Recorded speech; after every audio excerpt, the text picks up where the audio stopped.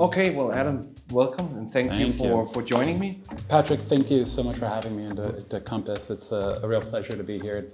I'm really excited for this conversation. So, I'm Adam Roy Gordon. I am a sustainability professional in brief, but I come to the Nordics fairly recently from a role leading the UN Global Compact in the United States. I've worked at CDP, SBTI, Colgate-Palmolive as a Fortune 500, but always really building new sustainability abilities and frameworks. I've moved to the Nordics for family reasons, but it's been quite exciting, and have started a small advisory firm working on some really exciting projects at the intersection of corporate sustainability and operations, sustainable finance, and international relations. And I think the Nordics are a really exciting place right now for that. So you moved to Iceland more specifically. Coming from New York, focusing on then going to Iceland, you're scoping also Scandinavia. I know you're focusing a lot. Maybe just, I know you've been busy. You have your own thing going on in Iceland. You've been traveling around Europe. Yes. You have a lot of initiatives and thoughts. So maybe just what you've been up to. Yeah, so the sustainability space is in transition. The world's in transition. And I think the role of the sustainability professional is in transition. And that is really focused, I think, around that dichotomy between what's happening in Europe and in the US. And there's a lot happening in the US, but specifically around sustainability, it's more market driven. There are challenges, there's pushback, but we're seeing the projects and the interests that are aligned with financial materiality, what ultimately goes to business bottom line, driving the path forward. In Europe, it's been more regulatory driven, which is meaningful, but has been a challenge for some companies. And then with the omnibus, we're seeing a question of whether that's the right path. But regardless, companies, when they're doing business in both markets, have to navigate a highly regulated market where they're required to disclose certain things, which frankly may put them in risk in the US, whether it's litigation risk, political risk, or otherwise.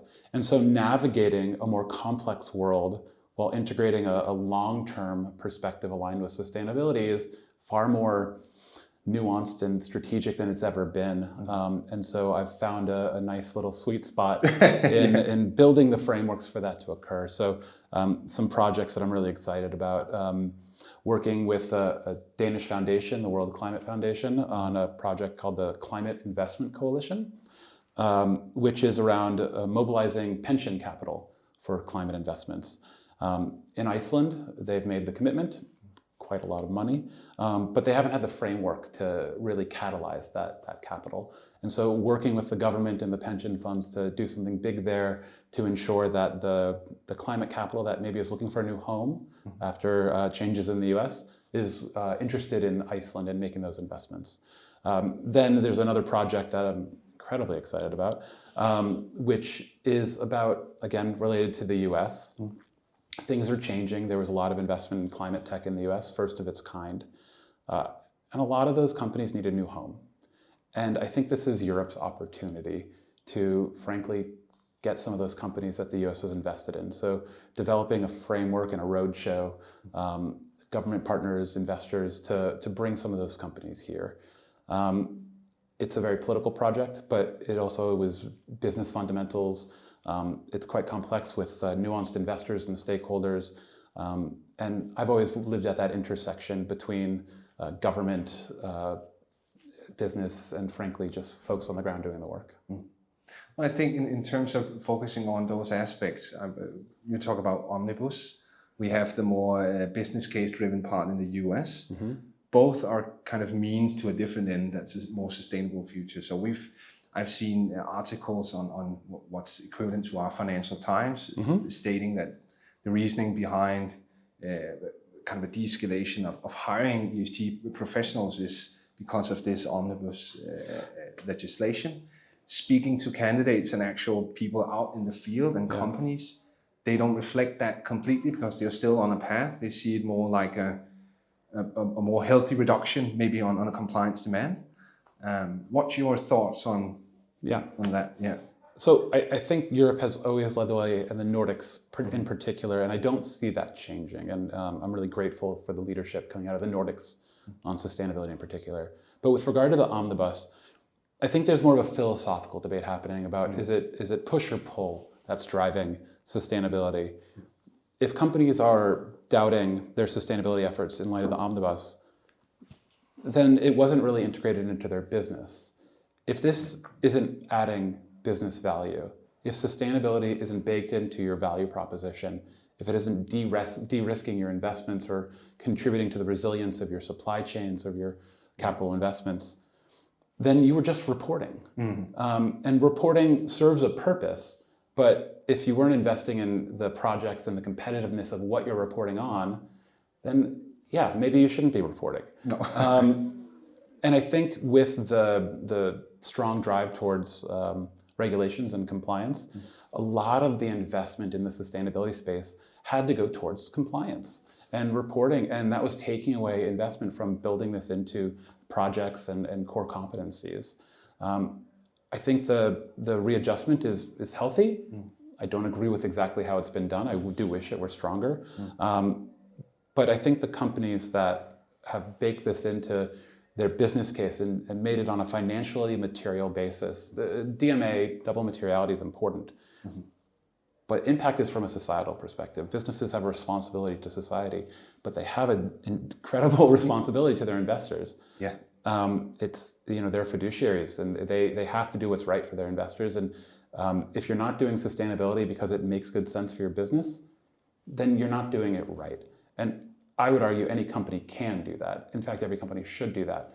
But it's going to look different depending on what your company is. And I think this is going to challenge companies to rethink that, particularly in light of what's happening in the US.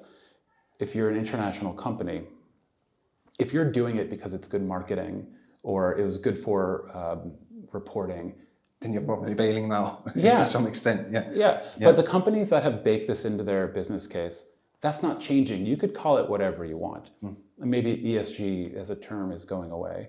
Maybe it's going to be something else. Maybe it's just good business. Ultimately, sustainability is good business. There's nothing more capitalistic than doing more with less. No. And I've learned that you have a phrase here, pissing in your pants to stay warm. Yeah. Chasing quarterly profits, you'll stay warm.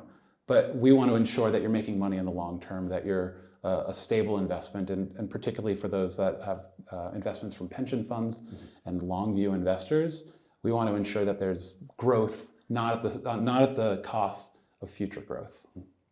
I think also the investors, private equity, pension funds, they're still focusing on these aspects of how you drive your business. Yes. So even saying, well, ESG became kind of a buzzword, and you could put kind of it's equal sustainability. To some extent, the areas, environment, social, and the more governing part of the business is, of course, the way to a more sustainable way of controlling or handling your business.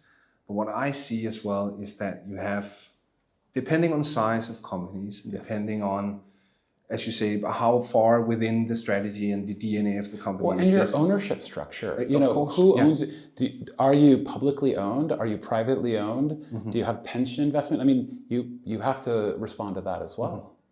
But you also have different types of candidates going into this. Yes. So I've seen equity funds that hiring human rights specialists, geographers, and all of these that goes out and actually finds out if their investment is sane and solid, and not just on behalf of numbers and data that comes from a compliance view, but actually from feet on the ground going out.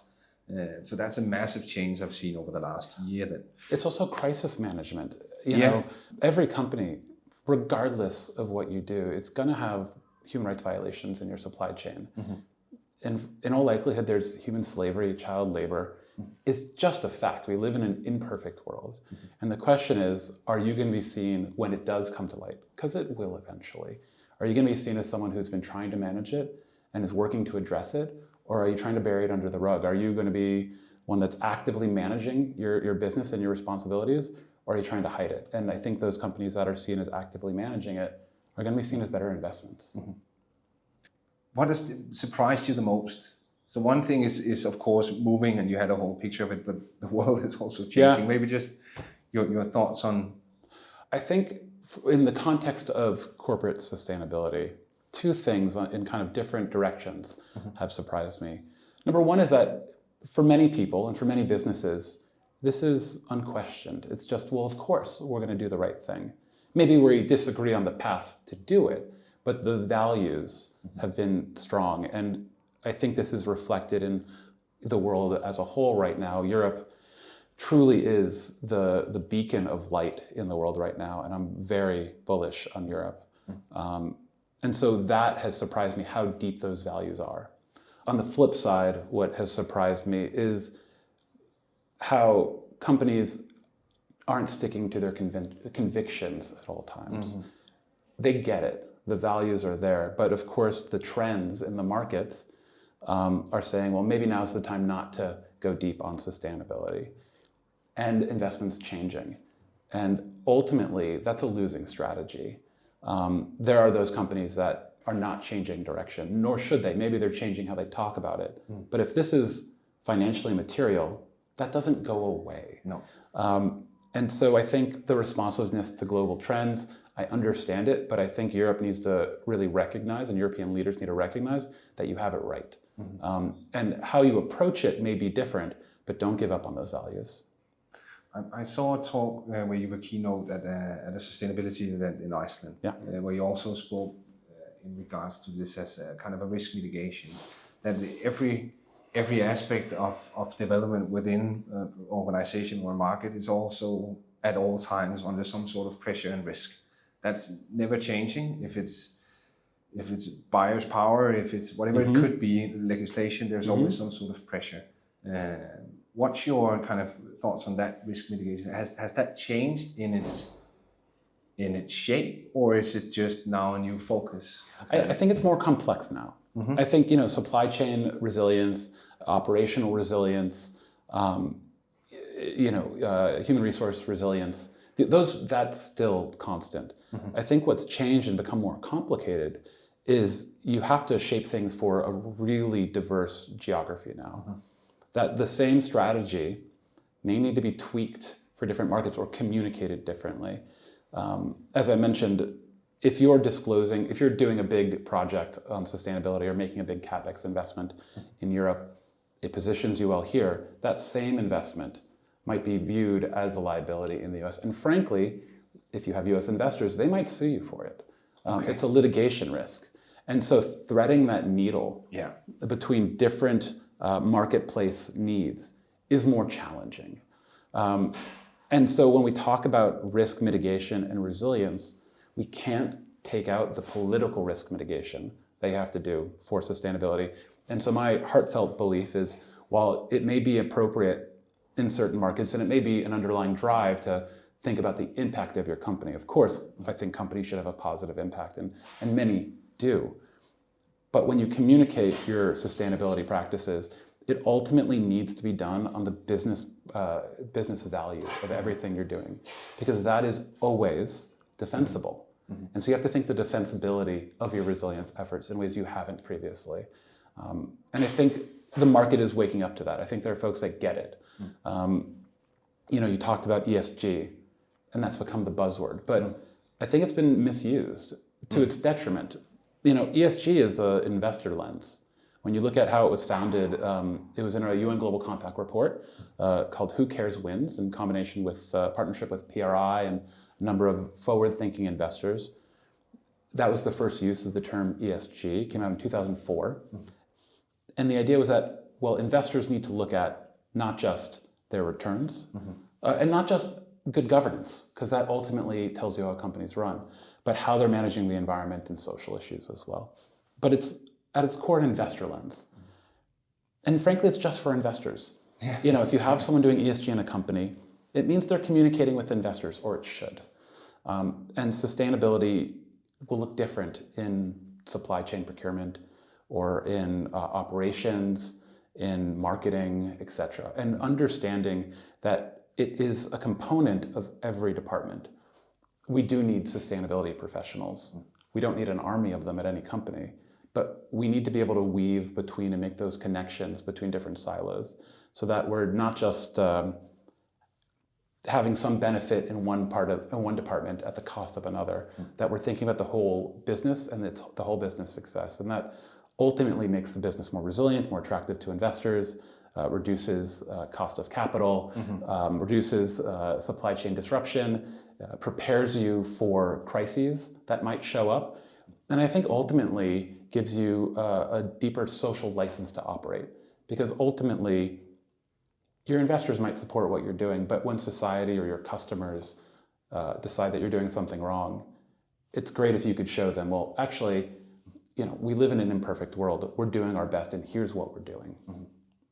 I think in terms of showing what we're doing or what they're doing good in the world is a big part of what the companies actually want.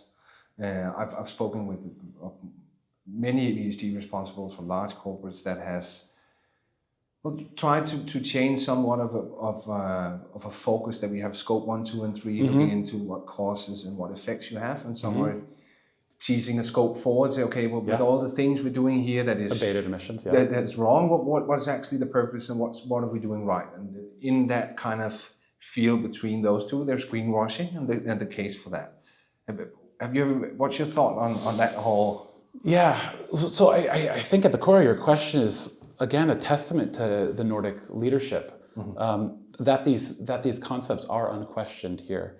How we address them may be debated, but that we have a responsibility to society is unquestioned. And I would argue that that's not the same in every market, and I think that's what allows the Nordics to truly lead, because doing the right thing is good for business. Yeah. It just is, and it's not short-termism. You're thinking about how do you build a stable business, how do you take responsibility for your role in society, and I think that is just deeply ingrained in the Nordic mentality, and I'm in awe of it, and I hope to learn more and more from it and perhaps contribute to it. I think as sustainability has become the hot topic, more people have wanted to talk about what they're doing, or report on what they're already doing, and invest in that marketing or that communication. And there's a role for it, but of course, especially now in Europe, there's the green marketing role. I mean, the greenwashing roles. There's risk to your business if you're not actually doing it. Always there needs to be a balance between what you're saying and what you're actually doing, and are you driving the needle? And you have to think about it in the context of your competitive landscape. You could be doing great things, but if all your competitors are wiping the floor with you, what's the point of talking about it? I would hope to get to a point where a truly sustainable business is baseline. And it's not a question of are we doing damage to the environment. We're competing on who's contributing the most to society and the planet. And that's the direction we want to go. I think some companies are showing that is a competitive advantage, but it's not as widespread. I think given this moment of change in the sustainability profession, I've been in it my whole career. And I remember when it was strange and looked down upon, and then all of a sudden it was hot and it was nice to be the belle of the ball. But that's changing again. And those that are in it because, there's some of us who can't do anything else, because we care so deeply about this. If we're gonna be driven to every day, be passionate and feel like we're contributing, this is a great place to do it. But some of those folks that came into the space, now they're moving on to AI, or in Europe to defense, and all these things are important. But understanding that this isn't a trend, that this isn't going away, and if you were looking at it as a trend, you were doing it wrong. And that gets to how you talk about it and what you're doing. And I would argue some of the companies that are doing the best work, and I've seen it firsthand, some of the companies that are doing the best work aren't talking about it. No. You'll find it in their disclosures to their investors, and it won't even be labeled sustainability. It's resilience. I think of a consumer products company that's growing rapidly and has to expand production in order to meet demand. And when they build a new factory, that's a long lifetime asset, 40 years minimum, up to 100 years for that asset. And so where they site that location deeply matters. Freshwater access is core to their product, as are other factors. And they need to think about, well, what's the world going to look like in 40, 50, 100 years? Is climate going to allow water flow to be available? Is it going to come at the cost of water for that community? They might have the water rights, But if it's causing water restrictions in the community, that might impact your social license to operate. And so you have to think about the full sustainability landscape when making large CapEx investments these days. And many companies are doing that. And they're not communicating it necessarily as sustainability. It's not in their marketing plan, but it's in their planning. And I think ultimately that's where sustainability needs to sit. And if you don't have that sustainability insight, you're going to make a bad investment. Yeah. If you're not understanding that the world is fundamentally changing and we need to not just mitigate climate change and all the challenges we face, but we need to adapt. And how do we adapt in a way that is responsible? That ultimately is protecting your investment. And I think the companies that are doing it right deeply understand this. I think also, as you mentioned, they need to forecast to a whole different extent rather than just a return of investment on the capital. It's more of the cost and effect that it has on the environment, the people. You know, it always bothers me when we talk about externalities. And so, you know, we have our calculations, corporate finance will build, okay, this will make a good investment. Okay, there are some externalities that we haven't taken into account, and that might determine whether it's successful or not. But there's nothing that's really external to the business. Just because you can't calculate it in your calculation doesn't mean it's not material to your business. And I think that's where the sustainability professional provides a lot of value, whether it be to corporate finance or operations or supply chain, is providing that vision into the macro picture that is beyond your scope, but deeply influences the success of your work. You mentioned you're an ecosystem builder. Yes, I've said that. So bridging a lot of good initiatives together, people of different areas. You have capital on one side, you have the government on the other, and businesses. Maybe just elaborate a bit about... I've been looking for ways to talk about my work because I think sustainability doesn't cut it anymore. It's far more complex. Yeah. And when I look back on everything I've done, I tend to be too early. You know, that's how it is. But when you know where things are going, you want to be a part of it. But building the frameworks for action. So at CDP, being on the early team in the US, this was about creating a framework for investors to take action on their investments and with equities and what have you. And then also expanding it to supply chain. So creating the frameworks for action. Science-based targets, I sit on currently on the technical advisory group, but have sat on others within SBTI. And ultimately what that's doing is it's creating a framework, an ecosystem for action. And you know, they're navigating a changing world. But ultimately, you have to create the playing field. You know, the companies are the ones that are the football teams, but you need to have a pitch, right? Yeah. And so it's about building that pitch. I think when we talk about multiple stakeholders, I think business will save the world. It's the most important player in the world, and businesses are transnational. We could have good rules in Denmark or the Nordics or Europe. But there's always another place that, you know, might be a little different. The businesses have that global scope. And businesses, frankly, are fact-based. Politics will be what politics is. And sometimes we'll have politicians that get it, other times we won't. But businesses are driven by facts. Yeah. And the facts are on the side of doing the right thing for your investment and for the planet. Because there's no money to be made on a dead planet. No. It's just very true. If we want to keep making money, if we want to keep making money, we have to ensure that we're living in a sustainable ecosystem. I hope my children and their children and their children have the blessing of living in a thriving Europe. And that deeply is going to be driven by business. But of course, we need to have governments at the table, civil society, NGOs, and there aren't that many players that really convene all of those together to create that playing field.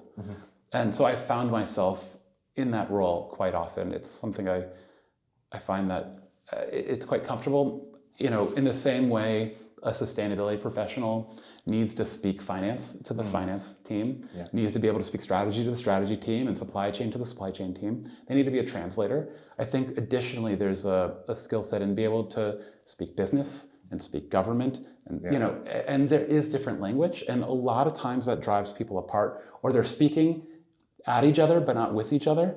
And so really helping to frame that conversation is something that I think is really important. And might I add, I think the Nordics have always thrived at. Just from my understanding, you come from the US where impact, if impact is coming, is on a massive scale that might have more actual effect on the environment. I'm not saying that we're not doing anything in Denmark in no way, shape, or form take mere size compared to the rest of the world. Your choices and your thoughts on why the Nordics and Scandinavia is the place to start. You say you start early and, tying in all these different communities. So I think I'll start from a personal level. And why I want to be here is because I want my children to have the best childhood possible. And I believe there's no better place to do that than the Nordics. But I think that ties into why this is a great place to do business. Because we're creating a place where everyone thrives. And that when one stakeholder does well, everyone does. And that environment, understanding the interconnections and what allows you to do well, that when you are successful in business, you have to think about what led you there. You were educated by the state. In this case, you had healthcare by the state. You didn't do it alone. And I think that is just ingrained in the Nordic mentality. When we look at the US, it's a large market. It's 25% of global GDP. And I happen to think that the US does have some of the best in maybe any field you choose, but it's a spectrum. And it's not consistent across the board in the US. So you have some of the most sustainable companies in the world in the US, and they have huge market share. And you have some folks that are really leading the charge in destroying the planet and ensuring they're lining their pockets on the cost of their children's future. The US has a great diversity, and it doesn't have a lot of guardrails. And so you really need to have it driven by, it's not going to be regulation, by investors. And frankly, a lot of time it's just the drive of the C-suite and the leadership. And they happen to have an ownership structure that suits them to do that. What Denmark has and what the Nordics have is they have a baseline equality where when something happens here, it's not going to be on the backs of someone else. And now I think that it's being extended to an intergenerational thought process. That not only are we going to ensure that when we thrive, that our community thrives, but when we thrive, our future generations thrive. I think there's, and rightly so, a national pride that you've done something right in Denmark, Sweden, Norway, Iceland. And I think you have. And I think thinking holistically, it's not just about amassing the biggest fortune you can. It's about what you're doing, what you're contributing, and the role you play in society. And chasing wealth is not a bad thing. In fact, it's what drives this system. And I think if you're doing the right thing, you should get rich. But you shouldn't get rich on the cost of a supply chain built on slavery and injustice, because it's hollow. I think having that baseline understanding allows the Nordics to build for a future that we could all share. And I mean, the talent here is incredible. The education is incredible. I've heard, I was raised with this idea of the American dream. My grandparents came to America from Europe to make a better life. And boy, did they. Born in a village in Poland, going to New York, and leading really meaningful work for global companies. My grandfather helped write the first computer language for IBM. And when you look at his life, it's coming from nothing. My parents have lived a great life, and I've been the beneficiary of that. But when we look at things today, that American dream's in Denmark, and the facts are behind it. If you are born into nothing, if you're the son or daughter of a cook or a teacher, you can just as easily rise to be the CEO or the president. I'd like to believe that's still in the US, but it's rarer and rarer. I think that even playing field allows for the best talent to get ahead here. It's not based on what wealth you're born with. If you're good, you're going to rise to the top here. And I think that ultimately is a secret sauce of the Nordics, that you're going to have the best talent leading your organizations. And I think that ultimately will see you thrive in a competitive global landscape. And also maybe just a more motivated part of people that's actually joining, because we all come from different paths, but I think the ones that makes it to the top, so to speak, or to the C-suite, or at least to where you can make actions happen, they all come with, there's the expression for the silver spoon, and here you might have a more kind of steady outlook for everyone. So the one that needs to rise will. But look, if you don't have it in you to that drive, you're still going to have a decent life, and you should. Yeah. Those of us from the U.S. who have done well have lived very good lives, and I've been very grateful and lucky. I worked hard, but I was lucky. But I have that drive. Yeah. And other people have that drive, and you're going to do that no matter where you are. But that doesn't mean you have more of a right to a basic standard of living. Everyone really does have that. And when we talk about human rights, a lot of times we talk about it from a global perspective. We think about those in war zones, and there's a lot of suffering in the world. We think about hunger. We think about the impacts of climate change and the injustice in the world. And there is immense injustice. It is getting better from a macro scale. But one person's suffering is too much. But in the Nordic context, there's still challenges. Yeah. Even in the best of what society's built. I mean, this is really the apex of humanity living in the Nordics right now. It's nowhere better to live in the history of time. There are still challenges to face, and recognizing that human rights and responsibility to society, it's not just over there. No. It's also here. I think there's an interest for that, but I think the practices to ensure that comes into place are still a work in progress. We talk about, things are good here, but let's take gender equality, for instance. And living in Iceland, I'm keenly aware of it. It's a country run by women right now. The president, the prime minister, the head of the church, the head of the police, the university rectors. But they also suffer from the Nordic paradox that we have wonderful gender equity laws in place and still incredibly high violence against women in society. And so understanding that just having the policies aren't enough. No. It's about how you put them into practice. The Nordics have the right policies, but it's a mixed bag in terms of practice. And there are still challenges here, and that needs to be understood, that it's a perpetual drive for improvement. If you could paint how you should place sustainability, you say we don't need an army of ESG people, but we need people of high expertise that can make that happen in companies. You could tell a lot about a company based on where that sustainability function sits. Yeah. If it's an EHS, well, they manufacture things and they have a history of compliance. If it's under marketing, you learn a lot. If it's under investor relations, but I think ultimately, and where I think it's going, and where I hope it goes, is other than in executive leadership, ultimately in the corporate finance function. Because what we are seeing in the absence of, or the rollback of regulations in Europe, not as strong as they perhaps would have been, there's still that market incentive. SFDR and the investor community still understands that when they invest in something, they've got to look at the full picture and they want it to be a longer term investment, or at least the pension funds in Europe, which have a very strong role to play. And so the corporate finance function is there for ensuring what gets capital deployed to it, what are the investments you're going to make, how are you communicating to your investors, they have the ear of your CEO. And frankly, if you could get cheaper cost of capital through sustainability investments, sustainability debt issuance, green, blue, rainbow bonds, that's ultimately going to be about where it gets driven into the core value of the business.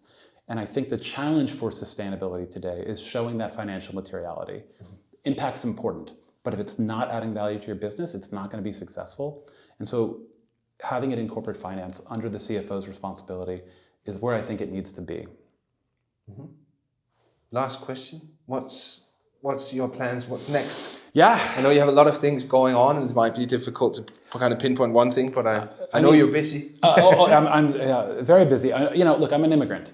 It's taken a while for my visa to go through, but I like staying busy. Yeah. I think right now I'm getting my family settled, working on projects that really excite me, and that I feel can have make a difference. And just getting to know the lay of the land. I'm not coming in here saying I know how things need to be done here. I'm still learning. And I think I have something to offer in terms of my perspective and my experience, but I recognize that it's in a new context. And I've lived in Denmark before, I'm living in Iceland now, but there is a specific context here, a specific set of needs, and the space is changing. And so I'm going to keep writing these projects that while I have them, continue teaching. I'm starting a part-time PhD to continue some of the research, write a book. I'm keeping busy, but when there's that opportunity to land with the right partner for a longer term journey, I'm looking forward to that, but I'm not rushing it. Well, Adam, thank you so much for today. It's been a pleasure hearing your thoughts and having a conversation with you one more time. And I'm looking forward to the ongoing talks and what's to come. It's been my pleasure. Thanks for your time, Patrick.